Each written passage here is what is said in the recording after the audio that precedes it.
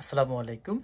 যারা আজকের এই ভিডিওটা দেখবেন, এই ভিডিওটা সম্পূর্ণ সেনাবাহিনীদের উদ্দেশ্য করে তৈরি করা এবং এই ভিডিওর মূল উদ্দেশ্য লক্ষ্যটি আপনারা একটু বোঝার পরে তর্ক বিতর্কে যদি আপনাদের কাছে গ্রহণযোগ্য হয়, তাহলে এই ভিডিওটি আপনারা আপনাদের সেনাবাহিনী ভাইদের কাছে অবশ্যই শেয়ার করবেন। আচ্ছা চলেন, ডক্টর মোহাম্মদ ইউনূস সাহেবকে সরিয়ে দেওয়ার জন্য সেনাবাহিনীর প্রধানের যে উদ্দেশ্য লক্ষ্য সেটি কতটা যৌক্তিক। প্রথম কথা বলবো আমি, এটি সম্পূর্ণ একটি অযৌক্তিক একটি কর্মকাণ্ড সেনাপ্রধানের থেকে। ওনার কাছে নির্বাচন চাওয়াটা কতটা যৌক্তিক সেটা নিয়েও আলোচনা করা যায়। সেটা নিয়ে আলোচনা করলে একটা দিন শেষে দাঁড়াবে উনি এটা নিয়ে আলোচনা করতে পারেন, উনি এটা নিয়ে কথা বলতে পারেন না, এটি কিন্তু দিন শেষে এটা আসবে। হ্যাঁ, অনেক সেনাবাহিনী আছে ক্ষমতা লোভী, অনেক সেনাবাহিনী আছে দেশ লোভী, অনেক সেনাবাহিনী আছে পেট লোভী। এখন কে কোন পদের আছে না আমি জানি না, কিন্তু ডক্টর মোহাম্মদ ইউনূস সাহেবকে সরাইতে পারলে যদি আপনাদের সেনাবাহিনীদের খুবই উপকার হয়, তাহলে আপনারা এটাকে সরাই দেন, আমার কোনো আপত্তি নাই। কিন্তু আমি কিছু কি পয়েন্ট আজকে আপনাদেরকে বলবো, সেই পয়েন্টগুলোকে আপনি অবশ্যই ধরার চেষ্টা করেন, ধারণা করার চেষ্টা করেন আমি কি পয়েন্ট নিয়ে কথা বলতে চাই। প্রথমে কথা আসেন, ডক্টর মোহাম্মদ ইউনূস সাহেবকে পুরো বিশ্ব যেভাবে চিনে, আমাদের বাংলাদেশের শেখ হাসিনাকে কি এভাবে কেউ চিনছিল? চিনতো? খালেদা জিয়াকে কেউ চিনতো? এরশাদকে কেউ চিনতো? জিয়াউর রহমানকে কেউ চিনতো? বঙ্গবন্ধুকে কেউ চিনতো? ডক্টর মোহাম্মদ ইউনূস সাহেবকে যেভাবে চিনে। পুরো বিশ্বের ভিতরে বর্তমানে ডক্টর মোহাম্মদ ইউনূস সাহেবের যত পরিমাণ অ্যাক্সেস আছে, অন্য কোনো সরকার আদৌ বাংলাদেশের সরকার হওয়া অবস্থায় এত বেশি অ্যাক্সেস কি ছিল কিনা। আজকে ডক্টর মোহাম্মদ ইউনূস সাহেবের যেই কর্তৃত্ব আপনারা ফলাইতে পারেন না, আপনারা যে জায়গাটাতে ব্যর্থ হয়েছেন সেই জায়গাটা নিয়ে যদি আমি কথা বলি, প্রথম কথা আমাকে বলতে হবে সেনাবাহিনীদের লক্ষ্য উদ্দেশ্য দরকার ছিল, প্রধানের উদ্দেশ্য লক্ষ্য এটাও হওয়া উচিত ছিল যে আমরা ডক্টর মোহাম্মদ ইউনূস সাহেবের যে ভ্যালু আছে সেই ভ্যালুটাকে ব্যবহার করে আমরা ফ্রান্স, ইতালি, ইউরোপ, তারপরে মিডল ইস্ট এবং আমরা যদি চাই ইউরোপ, তারপরে আমেরিকা, কানাডা, অস্ট্রেলিয়া, এইসব কান্ট্রিগুলো থেকে আমরা যাতায়াত করাটা সুবিধা করার জন্য, সেনাবাহিনীদের অ্যাক্সেসগুলো বেশি পাওয়ার জন্য, আমাদের বাহিরের দেশে সৈন্য যাতে পাঠাইতে পারি সেটার অ্যাক্সেসটা নেওয়ার জন্য এটা একটা বড় পদক্ষেপ করা উচিত ছিল। কারণ আপনি যখন সেনাবাহিনীর প্রধান ডক্টর মোহাম্মদ ইউনূস সাহেব যদি কোনো দেশকে বলে যে আমার সেনারা তোমাদের এখানে আসবে, শিখবে, তোমাদের জন্য হেল্প করবে, তোমরা এটাকে কীভাবে দেখো, তারা অবশ্যই তার কথাকে ফালাইতে পারতো না। যদি 500 চাইতো, 500 যদি চাইতো, 500 না দিলেও 300 দিতই। 300 মানুষকে ডক্টর মোহাম্মদ ইউনূস সাহেবের কথা অনুযায়ী তারা একটা কাজের একটা জায়গা করে দিত, এতে আমাদের 300 সৈনিক আরও অ্যাড হইতো বাংলাদেশে। এটা একটি বড় একটি মানে লাভবানের জায়গা হতো। আচ্ছা ঠিক আছে, এইটি একটি যেমন গেল। আরও একটি ব্যাপার নিয়ে আমি যদি কথা বলতে চাই, সেটি হলো ধরেন বাংলাদেশের ভিতরে সৈনিকদের উদ্দেশ্য কি, লক্ষ্য কি, দেশকে সুস্থ রাখা, দেশের ভিতরে কোনো ঝামেলা হচ্ছে কিনা, কোনো দেশ এসে অ্যাটাক করতেছে কিনা, শত্রুপক্ষ আসতেছে কিনা, শত্রুপক্ষকে কীভাবে ট্যাকেল করতে হবে, শত্রুপক্ষকে কীভাবে আমরা হটাইতে পারবো বা আমরা তাদের সাথে ফাইট করতে পারবো। তাহলে এখন দরকার কি? এখন দরকার হলো আমাদের গোলা, পিস্তল, তারপরে গুলি, তারপরে আমাদের সরঞ্জাম দরকার। এখন যদি আপনি মনে করেন যে মানে 1700, 1800, 1600, 1300 সালের কথা যদি আপনি চিন্তা করেন, তাহলে তার আপনার হবে না। কিন্তু কেন হবে না? 1300 সালের কথা চিন্তা করলে হবে। 1300 সালে ঘোড়া দিয়ে যে মানে কি করা হইতো, যুদ্ধ করা হইতো। আপনি যদি এখন ঘোড়া দিয়ে যুদ্ধ করতে চান, আপনি কতক্ষণ যুদ্ধ করতে পারবেন? আর বাংলাদেশে কি ঘোড়া অ্যাভেলেবেল আছে? বাংলাদেশের তো ইংল্যান্ডে যে ঘোড়া আছে, যে দানব ঘোড়া আছে, বাংলাদেশে সেই ঘোড়া নাই। বাংলাদেশের ঘোড়া বিক্রি হয় মাত্র, বড় জোর একটা ঘোড়া বিক্রি হয় হলো 5 থেকে 10,000 টাকা বা 15,000 টাকা। সেই ঘোড়া দিয়ে কি আপনি কি যুদ্ধ করতে পারবেন? পারবেন না। তাহলে আপনার এখন দরকার কি? আপনার এখন দরকার হলো গোলা, আপনার দরকার হলো পিস্তল, আপনার দরকার হলো যে সামরিক শক্তিতে উন্নতি করার জন্য যা যা দরকার সব কিছুই আপনাকে এই ডক্টর মোহাম্মদ ইউনূস সাহেবের মাধ্যমে করে নেওয়া উচিত ছিল। কিভাবে করে নেওয়া উচিত ছিল?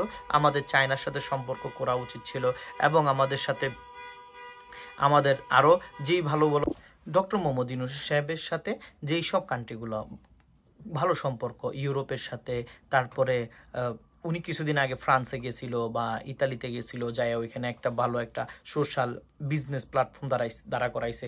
সেসব জায়গায় যায় যদি উনি আমাদেরকে ওদের কাছ থেকে যদি পিস্তল আনা বা ওদের কাছ থেকে যদি এই যে ভালো তথ্য, আধুনিক যে যন্ত্রগুলো, আধুনিক যে সরঞ্জাম, যুদ্ধের সরঞ্জামগুলো, এগুলো যদি আনার চেষ্টা করতো, অবশ্যই তাকে তারা এটা দিত, প্রোভাইড করতো। এবং আমরা যদি এটা চিন্তা করি, আমরা চীনের কিন্তু অবস্থা ভালো, চীন থেকে আনতে পারতাম, ইউএস থেকে আনতে পারতাম, টাকা তো খরচ সবখানেই করতে হবে, কিন্তু আমাদের সামরিক শক্তিটা উন্নতি হইতো। তাহলে আমরা দেশের ভিতরে কেউ যদি আক্রমণ করে, সে আক্রমণে প্রতিহত করতে পারবো। আজকে আমাদের বিজিবির অবস্থা ভালো না, তাদের enough enough enough enough arm নাই, মানে ধরেন গোলাগুলি এগুলো নাই, তারপরে সেজন্য তাদের একটা সমস্যা। আপনি দেখেন বিমান বাহিনীর অবস্থা কেমন, একবারে নড়বড়ে। তারপরে শুধু নৌবাহিনীর অবস্থা একটু ভালো যদিও বলি, কিন্তু এটাকে আরও উন্নত করতে হবে, সাবমেরিন লাগবে, আরও অনেক অনেক কিছু লাগবে, সেগুলো কিন্তু আমাদের দরকার ছিল। কিন্তু দিন শেষে আমরা সেই জিনিসটি এখনও অর্জন করতে পারি নাই। এই অর্জন না করে বরঞ্চ আমরা কোন জায়গায় আসছি, আমরা আসছি হলো আমাদের সেনা প্রধানই চাচ্ছে যে নির্বাচন, আপনি যাকে নির্বাচন দিয়ে জয়যুক্ত করে আনতে চাচ্ছেন তার গ্রহণযোগ্যতা বিশ্বের ভিতরে কতটুকু আছে সেটাকে একবার লক্ষ্য করছেন? আপনি যদি আজকে তারেক রহমানকে আনেন, যে তারেক রহমান নিজের দেশে না থাইকা বাইরের দেশে আশ্রয়ের প্রার্থনা করে, সেই ব্যক্তিটাকে আপনি কি বিশ্বের কাছে মানে ভালো একজন নেতা হিসেবে দাঁড় করাইতে পারবেন? কখনোই না। আপনি কি খালেদা জিকে, একজন অশিক্ষিত মহিলাকে, বাহিরের কাছে কি ভালো দাঁড় করাইতে পারবেন? বরঞ্চ উনি অসুস্থ, শেখ হাসিনা একজন মানে যদি অনেক ক্লেভার মনে করে নিজেকে, কিন্তু উনি তো একটা খুনি, উনাকে দিয়ে কি আপনি পুরো বিশ্বের কাছে ভালো একটা জায়গায় আসতে পারবেন? না। তাহলে আপনি কি বিএমপিকে দিয়ে কি এখন ভালো জায়গায় যেতে পারবেন? না। আপনি কি জামাত দিয়ে কি ভালো জায়গায় যেতে পারবেন, বিশ্বের কাছে উন্মুক্ত করতে পারবেন? না, কারণ আপনার সে এনাফ রিসোর্স নাই, এনাফ পরিচিত নাই। কিন্তু আপনি ডক্টর মোহাম্মদ ইউনূস সাহেবকে ব্যবহার করে আজকে সেনাবাহিনীদের উন্নতি করা উচিত ছিল, আজকে সেনাবাহিনীদের আর্ম ফোর্স উন্নতি করা ছিল, এবং সেনাবাহিনীদেরকে মানে সরঞ্জাম যত কিছু দরকার ছিল সেগুলো উন্নত করতে দরকার ছিল, এবং প্রত্যেকটা কান্ট্রিতে সে ডক্টর মোহাম্মদ ইউনূসকে পুশ করা উচিত ছিল যে আমাদেরকে হেল্প করেন, আমরা দেশে যেন আরও কিছু করতে পারি, এবং আমাদের সৈনিক দরকার, এই সৈনিকগুলো যেন আমরা ঢুকাইতে পারি, সেজন্য আমাদের সৈনিকগুলোকে আমরা বাহিরে ট্রান্সফার করব, এবং সেখান থেকে একটা রেভিনিউ আসবে, সেই রেভিনিউ দেখে আমরা আবার বাংলাদেশটাকে আরও শক্তিশালী করব। আমাদের যে পরিমাণ সেনাবাহিনী আছে, যে পরিমাণ মিলিটারি আছে, যে পরিমাণ বিমান বাহিনী, নৌবাহিনী, বিজিবি, পুলিশ, এদের সকলকে আমরা বাহিরে ট্রেনিং দেওয়ার জন্য আমাদের সেই ব্যবস্থাগুলো করে দেন। ওই সেনা প্রধানের উদ্দেশ্য থাকা ছিল এইটা, বিমান বাহিনীর প্রধান উদ্দেশ্য থাকা ছিল এইটা। আজকে বিমান বাহিনীর প্রধানকে দেখা যায় না, আজকে নৌবাহিনীর প্রধানকে দেখা যায় না, বিজিবির প্রধানকে দেখা যায় না, পুলিশ প্রধানকে দেখা যায় না, ইভেন সাধারণ কথা যদি আমরা র্যাবের প্রধানকেও আমরা দেখতে পারি না। এই সব কর্মকাণ্ডেতে তারা ইনভলভ হতে যাচ্ছে না, তারা বরঞ্চ শুধু পা চাটাচাটি, কুত্তা কামড়ির মতো আলোচনাগুলোতে তারা যুক্ত হচ্ছে। আমার কাছে মনে হয় সেনা প্রধানের এইসব কাজগুলো করা উচিত না। তো এই আলোচনার ভিতরে আপনারা যদি মনে করেন যে আমার এই আলোচনা আপনাদের জন্য গ্রহণযোগ্য না, অবশ্যই আপনি কমেন্টে বলতে পারেন। বাট একটা কথা মনে রাখবেন, আপনি সৈনিক যদি দেশপ্রেমিক এখনও না হন, আর যদি এই ওয়াকারুজ্জামান যেভাবে রাজনীতিতে আসতে চাচ্ছে বা রাজনীতি করতে চাচ্ছে, তার উদ্দেশ্যটা কি, আপনি কি চাচ্ছেন, বুঝতে পারতেছেন? যদি এইটা যদি হয়, এই উদ্দেশ্য নিয়ে যদি সে কাজ করে, তাহলে অবশ্যই আপনারা খুবই বড় একটি সমস্যাতে পড়তে যাচ্ছেন, এবং আপনারা দিন শেষে বাংলাদেশটাকে ধারণ করতে পারবেন না, আমি মনে করি। সো আমি মনে করি আমরা অনেক চেষ্টা করেছি, আমরা অনেক কথা বলি করেছি, ওয়াকারুর পদত্যাগ চাওয়ার খুবই জোর দাবি করেছি, কিন্তু কখনোই কোনোভাবে হচ্ছে না। আরও একটি মজার বিষয় আমি এখানে অ্যাড করে দিতে চাই, আপনারা একটা জায়গায় এসে ঐক্যবদ্ধ হন, সৈনিকরা ঐক্যবদ্ধ হয়ে ওয়াকারকে পদত্যাগ করানোর জন্য বাধ্য করেন। উনি বলেছেন যে 9 সালে যেই বিজিবি বা তখনকার সময় বিএফএস বা বর্ডার গার্ড ছিল, বিডিআরের সাথে যেই সেনাবাহিনী যে যুদ্ধটা হয়েছিল, সেই যুদ্ধের কিন্তু কোনো সুরাহা হয়নি। এখন ওইটা নিয়ে কথা বলতেও উনি নিষেধ করেছেন। উনি যতই পাওয়ারফুলই হোক, দিন শেষে কিন্তু উনি এই সেনা প্রধানে একটা সময় কিন্তু ওনার এই জায়গাটা ছেড়ে দিতে হবে। কিন্তু আপনারা কিন্তু ওনাকে এখন যদি হুজুর করে এখনও যদি তাকে রেখে দেন, আমার মনে হয় যে আপনারা বাংলাদেশের ভিতরে নিজেদের ক্ষতি নিজেরা ডেকে আনতেছেন। সৈনিকদের সমস্যা সৈনিককে এগুলো বুঝবে না।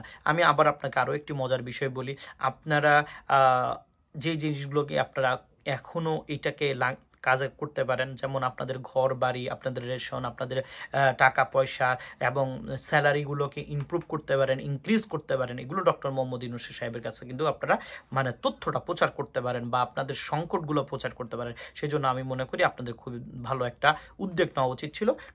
মানে ওয়াকারুজ্জামানের কাছে আপনাকে ওয়াকারুসকে যেভাবে হোক বিদায় করতে হবে।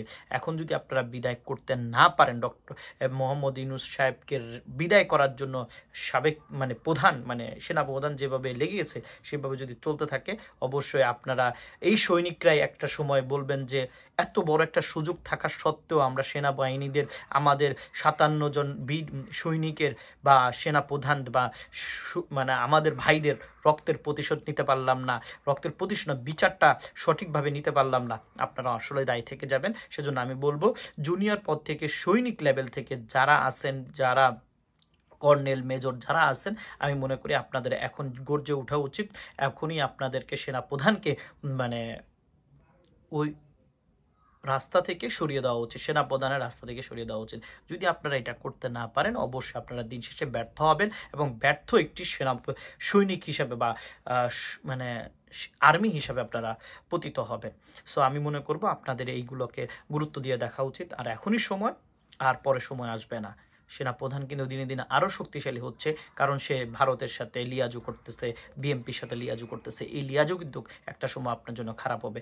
আপনি একটু লক্ষ্য করে দেখেন, আগে বিএফএস কিন্তু মারতো, এখন বিএফএস নিজেরা মাইর খাচ্ছে শুধুমাত্র ডক্টর মোহাম্মদ ইউনূস সাহেব আসার কারণে। সো আপনাকে মাথায় রাখতে হবে যে আমরা কি করতে চাচ্ছি, কি করা আমাদের উচিত। আর আমাদের যদি এই জিনিসগুলো যদি আমরা ঠিকঠাক করে করতে পারি, দেন আমাদের এই জিনিসগুলো ভালো হবে। সো আমি মনে করি you have to work for this now.